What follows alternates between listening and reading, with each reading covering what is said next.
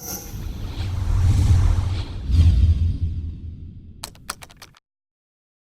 отпочнуваме првите консултации околу измените на Законот за високо образование. Мојата прва средба со околу овој закон е со представници на студентскиот пленум. Со оглед на тоа што студентскиот пленум покрена една масовна организација на студенти кои што јавно, јасно и прецизно го кажаа нивниот став околу штетните измени на Законот за високо образование, кои што беа усвоени од претходната власт и како резултат на нивниот јасно искажан став, одредбите кои што беа донесени беа неколку пати одложени, пролонгирана нивната примена.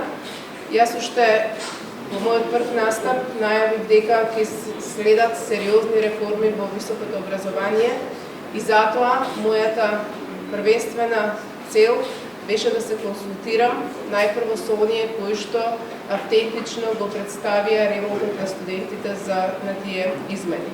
Денеска разговаравме околу вклучување на представници на студентскиот пленум во работната група која што ќе ги подготвува измените за Законот за високо образование.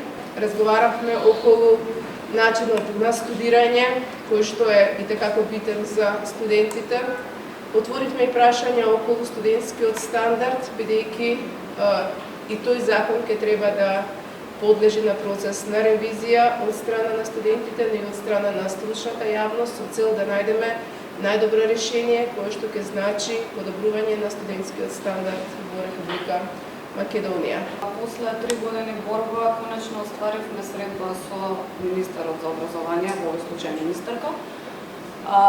Идејата на овој состанок беше да направиме нека ретроспектива на последните 3 години што се имаше случајно во високото образование и како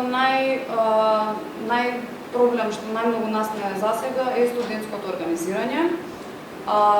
Тој проблем ние го начинавме уште пред некоја година, меѓутоа сега мислам дека сме конечно близко до решавање на тој процес. Понатаму, како што спомна и самата министерка, дискутиравме за студентскиот стандард, но и за студентските правобранители кои што моментално не се општо застапени на луѓе.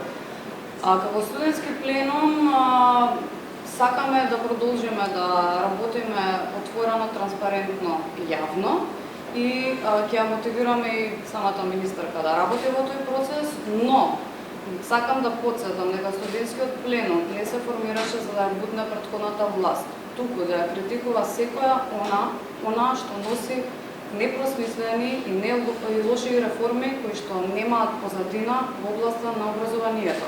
И затоа и ќе ја потсетуваме новата министерка дека ние сме тука кога ќе направи некој лош чекор.